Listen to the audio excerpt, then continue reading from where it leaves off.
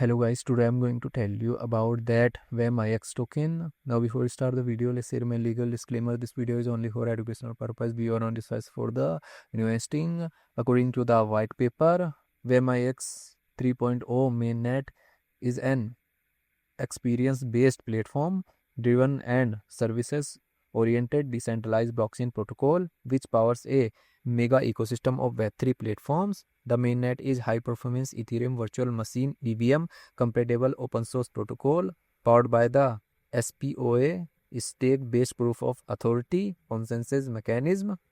The mainnet claims to offer the highest security possible based on decentralized on-chain governance via 40 node council partners NCP, also known as 40 wonders, while still ensuring high transaction per second TPS.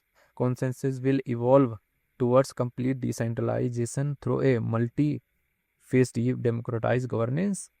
WEMIX project institution rating is 4.7 and this project audited by Ceritic.